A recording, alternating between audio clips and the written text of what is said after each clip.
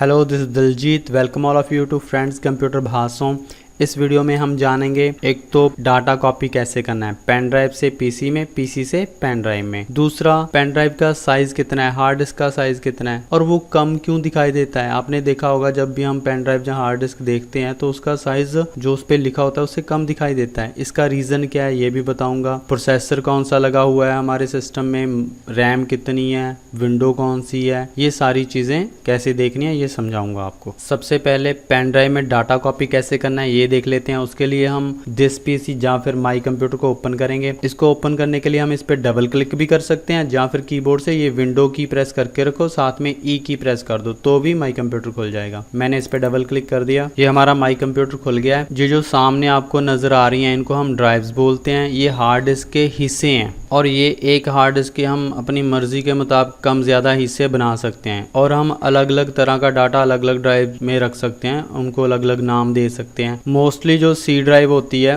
उसमें विंडो होती है और हम हमारा डाटा सी ड्राइव में नहीं रखते, बाकी ड्राइव्स में रखते हैं। क्यों रखते हैं बाकी ड्राइव्स में? क्योंकि अगर विंडो करप्ट होगी तो हमारा डाटा भी लॉस हो सकता है। वैसे तो सभी ड्राइव के सी डी ई ऐसे आता है, बट हमें खुद से नाम देना जरूरी है क्योंकि जब कोई विंडो इंस्टॉल करता है ना, जहाँ ऑपरेटिंग सिस्टम इंस्टॉल करता है तो ये सी डी ई चेंज हो जाते हैं, इसलिए यहाँ पे रीनेम कर दो। ये अलग अलग ड्राइव में से हमारी पेन ड्राइव कौन सी है ये कैसे पता चलेगा? वैसे तो देखो दो वे हैं इसके, दो क्या तीन वे हैं। तो हम कैसे चेक करेंगे हमारी पेन ड्राइव कौन सी है? एक तो साइज दिख रहा है यहाँ पे, मुझे पता है मेरी पेन ड्राइव जो है 8 GB की है तो यहाँ पे 7.22 GB दिखा रहा है, इसका मतलब नियर अबाउट 8 है, ये 8 GB होगी। क्योंकि बाकी जो ड्राइव्स हैं किसी का साइज 420 GB है, किसी का 48 GB है और किसी का 299, सभी का ज्यादा है इससे। तो एक तो ये है कि मैं साइज से पता कर सकता हूँ, बट कई बार साइज सेम होता है, फिर मैं नाम दे सकता हूँ, अपनी पेन ड्राइव को अलग नाम दे सकता हूँ। जैसे मैं इसको विंडोज 7 नाम दे रहा हूँ, तो नाम कैसे बदल सकते हैं इसका? बड़ा आसान है, आप कीबोर्ड से F2 की प्रेस कर सकते हो।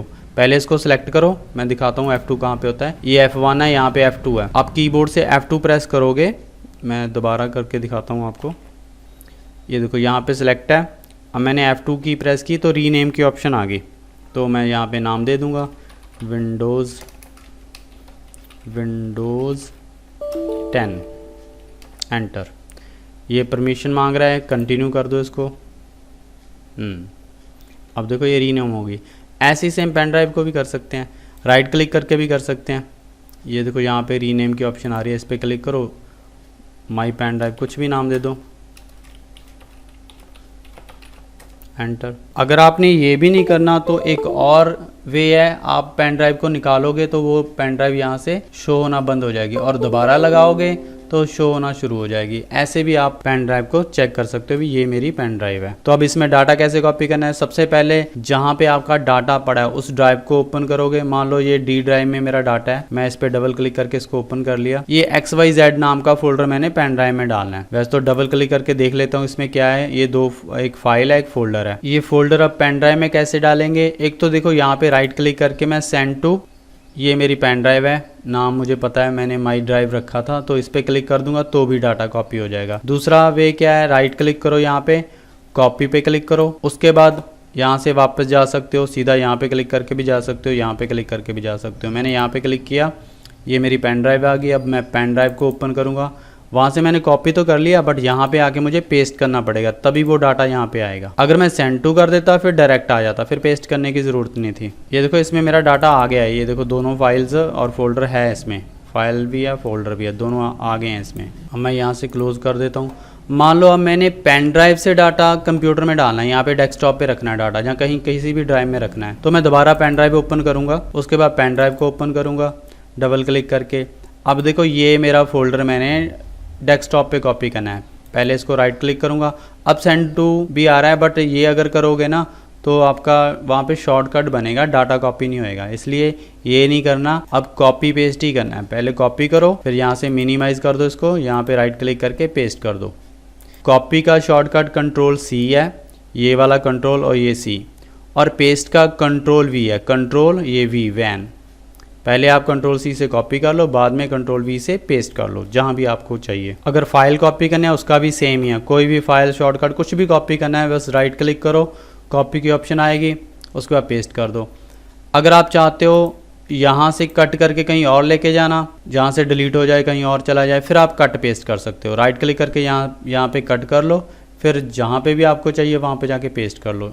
कट पेस्ट भी कर सकते हो, कॉपी पेस्ट भी कर सकते हो। कॉपी पेस्ट से डाटा दोनों तरफ रहेगा, कट पेस्ट से जहाँ पे पेस्ट करोगे वहीं रह जाएगा डाटा, यहाँ से डिलीट हो जाएगा। अब इस कंप्यूटर का प्रोसेसर, रैम और ऑपरेटिंग सिस्टम चेक करते हैं। उसके लिए मैं इस पे राइट क्लिक करूंगा, दिस पीसी या फिर माई कंप्यूटर पे राइट क्लिक करो, प्रॉपर्टी में जाओ। ये देखो इसमें विंडो 10 है और विंडो 10 64 बिट की है, तो ये बिट भी ध्यान से देखना होता है क्योंकि 64 बिट में 32 बिट वाला सॉफ्टवेयर तो हो जाता है, बट 32 बिट वाले ऑपरेटिंग सिस्टम में 64 बिट वाला सॉफ्टवेयर नहीं होएगा। इस चीज़ का ध्यान रखना है आपने। और इसमें प्रोसेसर बता रहा है, प्रोसेसर इसमें i3 प्रोसेसर लगा हुआ है, ये देखो i3 लिखा हुआ है, और रैम इसमें 4GB है। बट अगर हमने हार्ड डिस्क चेक करनी हो तो वो यहाँ पे नहीं दिखाई देगी। कहाँ पे दिखाई देगी? हार्ड डिस्क चेक करने के लिए हम इस पे राइट क्लिक करेंगे, मैनेज पे जाएंगे, उसके बाद डिस्क मैनेजमेंट पे क्लिक करेंगे।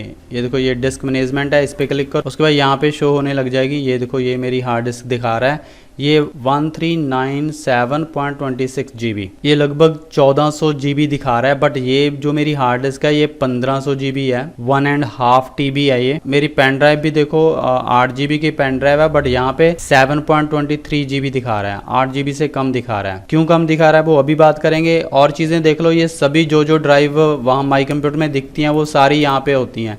कुछ ड्राइव ऐसी भी होती हैं जो हिडन होती हैं, सिर्फ यहीं पे दिखाई देती हैं, आपको माई कंप्यूटर में दिखाई नहीं देंगी। हम चाहें तो किसी ड्राइव को हाइड भी कर सकते हैं, कैसे कर सकते हैं वो कमेंट करना, फिर बता दूंगा। अब समझते हैं रीजन क्या है, ये कम साइज क्यों दिखाता है। आपने देखा होगा जब किसी चीज की क्वांटिटी 1000 हो जाती है, 1000 हो जाती है, तो हम उसको नया नाम जहाँ अलग नाम दे देते हैं, जैसे किलोग्राम, 1 किलोग्राम, क्योंकि हमारा जो किसी भी चीज को मेजर करने का यूनिट है वो 1000 है, मतलब 1000 के बाद एक नया नाम आ जाता है। सेम ऐसे जो मैन्युफैक्चर करती हैं कंपनियां, अगर उन्हें हार्ड डिस्क के ऊपर 1 TB लिखा हुआ है उसका मतलब 1000 GB है, अगर 1 GB लिखा हुआ है उसका मतलब 1000 MB है, क्योंकि मैन्युफैक्चर कंपनियां भी 1000 को बेस मान के चलती हैं और हम लोग भी ज़्यादातर हर एक चीज़ में 1000 को ही बेस मान के मेज़र करते हैं। ये क्यों होता है? क्योंकि हम लोग डेसिमल में काउंटिंग करते हैं, बट कंप्यूटर डेसिमल में नहीं चलता, वो बाइनरी फॉलो करता है। तो बाइनरी में जो बेस यूनिट है वो 1024 है। तो क्या होता है यहाँ पे, जो विंडो ने डाटा दिखाना है वो इस यूनिट के अकॉर्डिंग दिखाना है, 1024 के अकॉर्डिंग,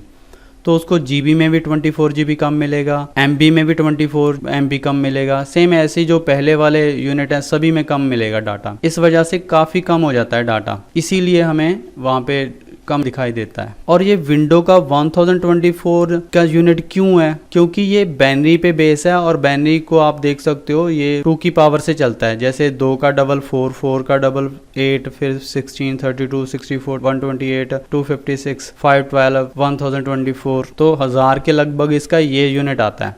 तो इसी को ये बेस मान के इसके बाद ये आगे उसकी जो नाम है वो चेंज कर देते हैं। ऑपरेटिंग सिस्टम या फिर कंप्यूटर में इसी बेस के अकॉर्डिंग डाटा सेव होता है, इसी वजह से वो इसी बेस को मान के वो दिखाते हैं। रियल में है भी यही है, इसी वजह से हम लोगों को कन्फ्यूज़न होती है। वैसे चाहिए ये या तो विंडो वालों को 1000 वाला फॉलो कर लेना चाहिए यूनिट, या फिर जो मैन्युफैक्चरर कंपनियाँ उनको ये फॉलो कर लेना चाहिए, तभी हम लोग सही कैलकुलेशन कर पाएंगे हमारे डाटा की या फिर स्पेस वगैरह की। आई थिंक आप लोगों को ये समझ में आ गया होगा। एक बात कहनी थी, मैं इन वीडियोस के माध्यम से आप सभी को इसलिए कंप्यूटर सिखा रहा हूँ क्योंकि मुझे लगता है इसमें मुझे भी बेनिफिट है, आपको भी है, गूगल को, हम सभी को है। और अगर आप नीचे लाइक सब्सक्राइब करोगे, सेम हम सभी को बेनिफिट है।